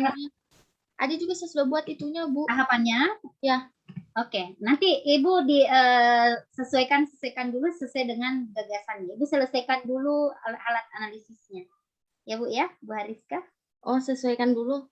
Sesuaikan dulu sayang. Nanti supaya nanti sinkron antara rancangan dengan apalagi tahapannya. Tapi saya sudah masuk yang audio visual, Bu. Tinggal saya di judulnya saja. Tapi kalau yang judul kita kasih, Bu, sudah nyambung di tahapan saya, Bu. Oke. Coba lihat. Yang pertama bukan persiapan kegiatan aktualisasi. Jadi di sini saya melakukan konsultasi dengan mentor. Kemudian berkoordinasi dengan bidang komunikasi, informasi dan rekam medis karena mereka ini yang maksudnya penanggung jawab untuk informasi rumah sakit, Bu. Jadi saya lakukan koordinasi juga di situ. Terus berdiskusi dengan penanggung jawab tim promosi kesehatan rumah sakit. Terus yang kegiatan terakhirnya dari kegiatan pertama, tahapan terakhir dari kegiatan pertama itu membuat time schedule kegiatan aktualisasi. Ini nanti membuat time schedule enggak usah membuat time schedule. Kan nanti kita sudah ada memang schedule-nya. Enggak usah, Bu. Ini enggak usah lagi karena kita sudah buat nanti di belakang rancangan kita sudah ada timetable-nya. Oh iya, Bu. Iya, enggak usah lagi. Terus merancang media audiovisual terkait informasi pelayanan kesehatan di rumah sakit. Oke. Tahapannya itu mengumpulkan bahan referensi. Kegiatan saja, Bu. Kegiatannya 3 pelaksanaan digitalisasi informasi pelayanan kesehatan. Oh iya sudah, oke. Lalu keempatnya itu evaluasinya ini sama si Dung. Di sini saya ambil dalam bentuk kuesioner. Evaluasi dan tidak usah monitoring, langsung evaluasi manfaat dari layanan informasi yang Ibu lakukan, ya kan? Evaluasi kemanfaatan, pelaksanaan aktualisasi, tidak apa-apa, begitu saja ya. Nah, jadi nanti bikin dalam bentuk kuesioner saja, survei biasa, ya Bu ya. Yang disurvei apanya, Bu? Maksudnya manfaat daripada layanan informasi yang Ibu buat. Apakah kan jadi informasi itu apakah dia jelas, apakah mudah dipahami, apakah mudah dimengerti, itu kan Ibu bisa buatkan centang. Nah, jadi ternyata video yang saya buat ini menurut audiens belum optimal karena mungkin kurang menarik audionya. Bisa saja kan, Bu? Nah, itu kita buatkan dari sisi manfaat, dari segi penggunaan itu intinya yang kita survei adalah usernya yang menerima layanan. Nah, kita evaluasi apakah itu bisa dipahami orang, apakah tayangannya menarik, apakah substansinya masuk, itu kita evaluasi. Ya. Kalau untuk Bu, sasaran kuesionernya pengunjung rumah sakit atau pegawai rumah sakit juga? Pengunjung dong, kan layanannya untuk pengunjung, Ibu. Oh, pengunjungnya. Kan kalau orang rumah sakit sudah tahu layanannya apa. Ya kan yang batas masyarakat. itunya Bu, batas sasarannya untuk bagi sekuesioner ada Bu. Maksudnya 10 Ada. orang ya 50 Ya, tidak orang. mesti, yang penting bisa mewakili, perwakilan saja. Oh iya Bu. Ya. Terus Intinya, ini Bu, apa sudah cocok ini kalau kuesionernya analisa kuesionernya kan saya secara deskriptif. nanti buat kalau Ibu mau bagus ya Ibu harus buatkan grafis. Oh jadi begitu. orang Baru yang- dideskriptifkan begitu Bu. Iya, betul. Misalnya 80% mengatakan layanan informasi ini mudah diakses. Layanan informasi ini tidak membosankan. Nah, kan Ibu tergantung Ibu buat indikatornya yang mau dinilai apa gitu. Oh, iya Bu. Iya. Bu, yang terakhir bisa sedikit saya minta saran nih Bu, apa masukannya? Kan ada sedikit miskomunikasi saya Bu dengan penanggung jawab PKRS. Kan selama ini kan saya penyuluh Bu, saya penyuluh kesehatan, tetapi tugas utama saya kan di kepegawaian. Jadi pada saat penetapan mentor itu, saya itu pilih kan disuruh pilih ke yang pemimpin yang di ya. Jadi saya pilih saya pilih KTU Bu. Nah, terus tadi ada pertanyaan dari itu penanggung jawab tim PKRS, kenapa katanya tidak jadikan mentornya itu yang bertanggung jawab dengan ini penyuluh begitu Bu. Jadi bagaimana Bu? Apa tidak masalah nanti di penilaian atau bagaimana? Kalau di penilaian itu, kalau kita penguji itu taunya siapa yang mentornya yang ditunjuk oleh pimpinan rumah sakit, maka itulah yang jadi mentor. Tidak apa Bu, maksudnya kan KTU saya kan, maksudnya dia tidak tentang promosi kesehatan, tidak masalah Bu? Tidak masalah, karena mentor ini hanya menguatkan dan mendukung saja Bu. Tidak. Ya, Bu. Takutnya saya nanti ada pertanyaan kenapa tidak pilih saja mentor di iya. Jadi mentor itu tugasnya hanya mendukung dan menguatkan. Oh ya, iya. jadi dan lagian juga orang menjadi mentor itu di-SK-kan oleh pimpinannya, di-SK-kan nanti langsung juga di-SK-kan oleh bupati kalau nanti ditunjuk. Nah, seperti itu karena ada honor di situ. Oh, nah, iya. Jadi tidak masalah Bu, tidak ada masalah. Tidak masalah. Kasih Bu. Iya, oke. Selanjutnya silakan stop share Ibu Dian, masih bisa Bu, silakan Ibu Dian. Ya Bu, terima kasih. Izin share dulu Bu. Ya, langsung kepada gagasannya ya Bu. Kalau sudah, soalnya ternyata masih ada 4. Iya Bu, iya.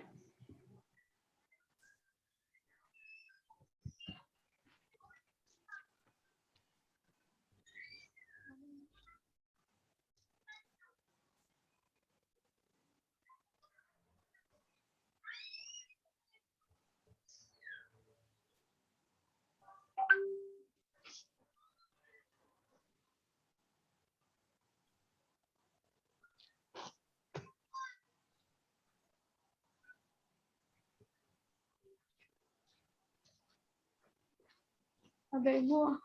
Oke, gimana Dek? Iya, di sini Bu yang saya masih bingungkan itu Bu cara menentukan gagasan kreatifnya Bu. Iya kan tadi sampai ke takisan Mikna Marah, baru itu dijadikan takisan ya. Tapi Bu, kalau menurut saya yang sudah saya melakukan kesandaian sudah di Fishbone ini, memang penyebab utamanya itu karena kurangnya pengetahuan Ibu tentang gizi itu Bu. Oh iya, oke. Berarti nanti gagasannya adalah edukasi kan Bu ya, edukasi ibu hamil kek. Kalau itu Bu yang saya tampilkan bagaimana Bu? Boleh mengoptimalkan pemahaman ibu hamil tentang pentingnya. Ya, ini dengan menggunakan metode KIE. Apalagi kemarin KIE, Dek? Komunikasi, informasi, dan edukasi lebih ke kayak konseling Ibu. Oke, boleh. Berarti, oke Bu. Melalui metode KIE atau berbasis metode KIE. Ya Bu ya. Di wilayah PT. Ya, boleh Bu, boleh. Sudah boleh. Ya, jadi Ibu sisa buatkan dulu ininya ya, identifikasi isunya karena itu penting. Jadi tidak boleh. Ada sih Bu, identifikasi isu. Oke. Yang menggunakan APKL Ibu. Oh iya. Nanti Ibu bikin saja dulu ya. Jadi nanti ini Jadi nanti gagasannya optimalisasi pemahaman ibu hamil KEK tentang pentingnya asupan nutrisi selama masa hamil melalui metode KIE. Itu saja dulu judulnya. Nanti habis itu Bu buatkan tahap kegiatan dan tahapan kegiatan yang keterkaitan dengan ini. Saya kira ini tahapannya bagaimana, Bu? Ya, boleh tahapannya. Persiapan pelaksanaan. Lalu Ibu naik ke atas. Oke. Persiapan nanti kegiatannya di sini ada konsultasi, persiapan pelaksanaan, konsultasi dan koordinasi dibuat di sini Bu ya. Di kegiatan baru dibuatkan tahapan supaya ada nyambung ini. Jadi persiapan pelaksanaan kegiatan. Jadi Bu masukkan saja di sini konsultasi, koordinasi dan kolaborasi pelaksanaan kegiatan ini KIE kan. Kemudian yang kedua menyiapkan bahan untuk ini persiapan kegiatan ini, kemudian pelaksanaannya, kemudian Ibu mau evaluasi silakan. Begitu ya Bu ya. Ya Bu. Nanti kita akan diskusikan, Ibu bisa japri nanti saya untuk kalau misalnya sudah disusun ya. Nanti kita bisa lanjutkan di live chat. Oke Bu. Ya Bu. Cukup dulu Bu ya, kemudian waktunya skate kejar-kejar waktu ini. Ya, silakan Bu, stop share dulu. Ya Bu. Ya, untuk nanti lebih misalnya teman-teman mau diskusi lebih lanjut bisa japri atau bisa melalui grup kita di WhatsApp ya. Bisa langsung di chat di Bu. Boleh, silakan boleh. Iya. Bu. Oke, lalu Ibu Titi silakan Bu Titi. Singkat padat jelas Ibu ya. Langsung saja pada gagasannya saja yang sudah disepakati mentor. Silakan.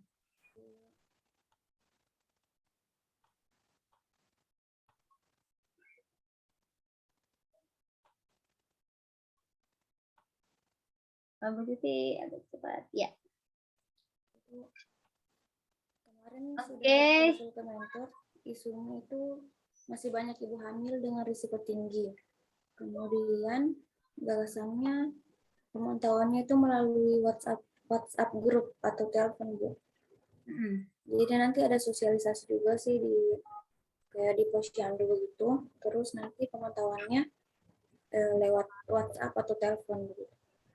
Optimalisasi pemantauan ibu hamil dengan resiko tinggi berbasis media sosial saja Bu, media sosial atau berbasis komunikasi informasi bisa juga ya kan Bu ya. Kalau misalnya ditulis di WhatsApp grup, maksudnya kurang seksi gagasannya. Nanti Ibu Ani dulu ya, nanti kita diskusikan lebih lanjut nanti gagasannya ya Bu ya. Oke. Tapi intinya yang seperti ini sudah disetujui oleh mentor ya Bu? Iya, sudah Bu. Oke. Ya, nanti untuk gagasannya ini untuk supaya judulnya lebih menarik nanti kita berdiskusi ya Bu ya. Ibu nanti bisa japri saya. WA ya Bu? Iya, boleh. Iya. Oke, saya kira cukup Bu Titi. Nanti kita diskusikan lagi lebih lanjut. Lalu Bu Dokter Desi, silakan. Waalaikumsalam warahmatullahi. Ibu, kemarin kan judulku tentang kepatuhan pemakaian APD. Iya, lalu diganti lagi. Ya, Ibu. Jadi diganti apa dong? Ya, saya punya mentor tadi malam itu Bu, waktu konsultasi beliau menyarankan buat kayak semacam pendaftaran poli rawat jalan dan rawat inap secara online dan pemanfaatan promosi dan kuratif berbasis digital Ibu. Jadi lebih ke arah digitalisasi begitu Bu. Iya. Inovasi. Tapi nanti dokter harus jelaskan dulu juga ke mentor, Pak. Coach saya bilang aktualisasi yang harus saya buat ini harus juga erat sekali kaitannya dengan tupoksi saya sebagai dokter, ya Bu ya, supaya lebih habit. Itu tadi saya pengennya aktualisasi kita ini yang memang yang kita kerjakan setiap hari. Bagaimana kita melayanan ke pasien, bagaimana dokter menggunakan beberapa metode-metode sesuai pemahamannya dokter yang ada kebaruannya. Saya lebih fokus kayak gitu. Dokter ini tidak usah ngurusin administrasi kalau saya pribadi. Kalau saya sebagai coach itu pengennya benar-benar tupoksinya yang diperbaiki kinerjanya. Ya Bu Dokter ya, karena sebenarnya kalau sifatnya digitalisasi kita mau buat kayak antrian online, itu tugasnya administrasi. Itu tugasnya Ibu Eka. Kalau kita tugasnya dokter ya adalah pelayanan. Ya Bu ya, kalau saya ya fokusnya ke pelayanan. Kalau misalnya Ibu mau lebih ilmunya dipakai lebih ya Ibu lebih bagus kasih kita edukasi ya, edukasi apa gitu terkait dengan apa. Ada beberapa dokter bimbingan saya itu dia lebih fokus kepada misalnya bagaimana penanganan supaya misalnya orang ketika apa itu namanya kan biasa ada bantahan, ada apa begitu Bu ya. Ada layanan metode-metode yang dia implementasikan yang biasanya tidak dibudayakan yang bisa membahayakan pasien, maka dia berikan edukasi kepada suster, kepada pihak medis, tenaga medik. Nah, saya lebih cenderung arahnya ke situ khusus untuk kita fungsional ya Bu ya, maksud saya. Nah, lebih ke fungsinya kita. Artinya bukan tidak boleh, tetapi itu bukan tugas dan fungsi utama kita. Takutnya nanti keberlanjutannya agak sulit. Ya kan begitu, Dok, ya. Tapi ya, secara tujuannya bagus, tapi bukan tupoksi kita. Artinya bukan tupoksi utama. Hanya bisa jadi tugas tambahan saja. Iya, Bu ya. Nah, padahal di aktualisasi itu diharapkan diambil dari SKP kita. Perbaikan SKP kita. Jadi semua yang terkait dengan peningkatan kinerja organisasi kita itulah yang diangkat jadi aktualisasi. Kan rumusannya begitu, Bu. Rumusannya begitu. Nah, coba Dokter Desi dulu bujuk-bujuk maksudnya mentornya sampaikan bahwa coach saya menyarankan kalau boleh terkait dengan tugas fungsi saya saja Pak yang diaktualisasikan. Jangan yang sifatnya administratif. Ya Dok ya. Nah, karena bilang menurut coach saya ini fungsional. Lebih fokus ke pelayanan. Ya sayang. Oke. Tapi tidak apa-apa, didiskusikan dulu. Kalau memang mentornya ngotot itu saja, saya juga tidak masalah. Tapi sepanjang dokter nanti masih bisa memikirkan untuk peningkatan kinerja dokter sebagai dokter, nah saya lebih appreciate. Nah seperti itu maksud saya. Ya Bu Dokter ya. Diskusi aja dulu lagi. Ya Bu ya. Ya Bu. Siap, makasih. Lalu karena masih ada lagi, saya lanjut ya Bu. Lalu ya, Ibu Kiki silahkan. Terima kasih Bu. Iya, sama-sama. Ya, Bu.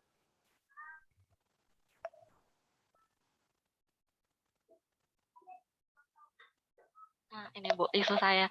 Kemarin tadi malam juga kelihatan?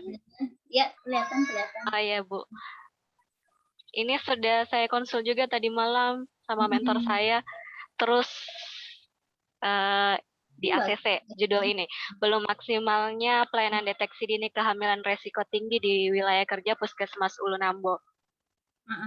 Jadi gagasan inovatif yang saya ambil itu deteksi melalui metode KSPR, kartu skor Puji Rojati. Diganti melalui saja Bu, ya karena ini kan bahasa judul ya. Deteksi kenapa Bu? Dengannya diganti melalui saja. Atau melalui ya. Ya, karena dia bahasanya bahasa judul bukan bahasa judul. Ya, melalui metode KSPR. Oke. Iya, kebetulan kan kartunya ini baru disosialisasikan waktu bulan 4 sama Ibu Vivi. Tapi berhenti dan tidak dilaksanakan. Jadi saya pikir saya angkat kembali. Ini menarik. Kalau saya ini lebih boleh. Sudah oke lah Bu. Saya rasa gagasannya bagus dan ini harus kan dideteksi. Maksudnya jadi beda dengan yang bidan yang lain. Tadi kan banyak sekali yang sama, hampir sama ya Bu ya. Ini bagus. Iya. Oke. Saya kira cukup Bu. Saya sudah tahu prioritas isunya. Ya. Iya. Makasih Bu. Terima kasih. Maaf agak lambat. Nanti kalau kita lanjutkan di ini Bu Kiki ya. Iya Bu ya. Kemudian silakan Bu. 2 menit ya Bu Dian. Iya Bu.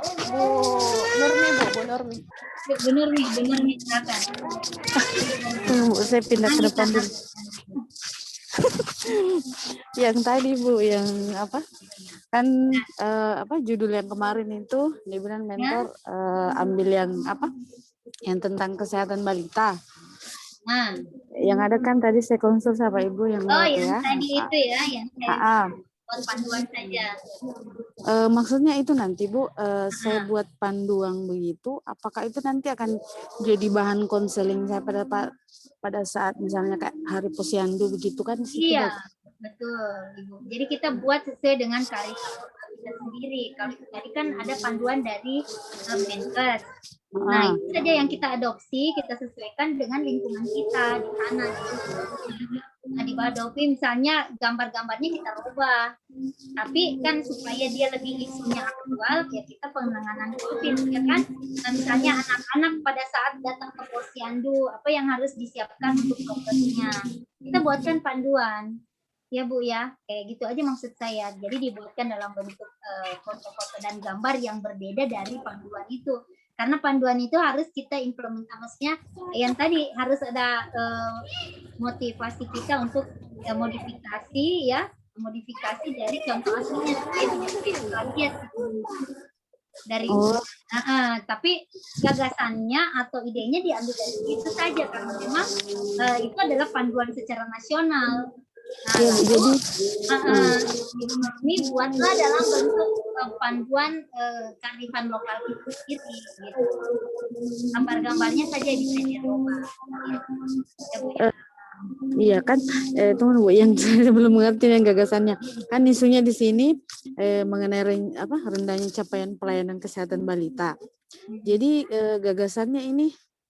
Nah, nanti rubah balitanya tetap diambil Ibu, tapi kita fokus kepada penanganan COVID saja kepada balita sesuai dengan tadi panduannya.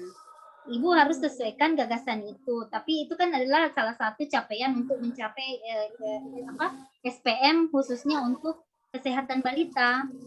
Nah, jadi mana tadi ya yang saya kirimkan itu? Apa Ibu coba baca panduannya? Maksudnya ini yang kan panduannya tadi kan jadi panduan pelayanan kesehatan balita darurat COVID. Saya diarahkan untuk ambil di satu desa. Jadi saya pilih ada Desa Bahu Makmur. Jadi judulnya ini kayak misalnya optimalisasi begitu Bu. Ya, nanti kita chatting saja Bu ya kalau judul. Kalau Ibu tadi kan saya tadi yang kasih judul. Nanti kita diskusikan lagi lebih lanjut ya Bu ya. Iya, karena ini membelok ini saya pikir nanti saya diskusikan ke Ibu by chatting saja, oke? Iya. Ibu Dian sedikit, Ibu Dian, apa yang iya. Tidak ada yang bermasalah? Udah Bu, tadi sudah. Ibu Dian tadi sudah ya? Iya Bu.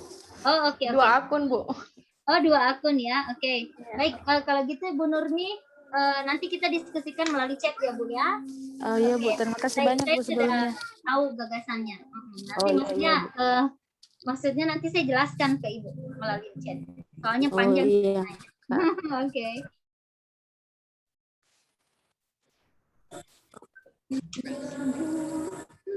Wih, sudah ada bunyi masjid deh. Di mana itu? Hanya. Di sini Pak. Tidak sempat sudah tadi di close betul sendiri. Wah, saya sudah tutup rapat, dibuka Bu Risma lagi saya. Hampir lagi. Baik, sudah mau 5:30 ini. Ya, Bu Isna, ya izin mengingatkan tanggal 25 Oktober kita coaching lagi untuk peserta kelompok 1. Ya. Nanti kami informasikan kembali. Ya. Ya, baik. Oke, siap. Izin mau ditutup Bu? Iya. Silakan. Ya, baik. Terima kasih Bapak Ibu pemateri yang sudah memberikan coaching pembimbingan penulisan rancangan pada sore hari ini. Insya Allah teman-teman semua bisa menyelesaikan hasil rancangannya pada saat evaluasi rancangan seminar rancangan. Baik, sebelum saya tutup room ini, saya persilakan untuk yang bertugas untuk laporan peserta. Disilakan. Ya. Untuk peserta duduk. Untuk peserta duduk siap gerak. Peserta Latsar angkatan 27 kelompok 1 dan kelompok 3 berjumlah 20 orang telah mengikuti materi. Laporan selesai. Laporan diterima, akhiri dengan doa dan istirahatkan. Untuk mengakhiri materi hari ini, mari kita berdoa. Doa dimulai.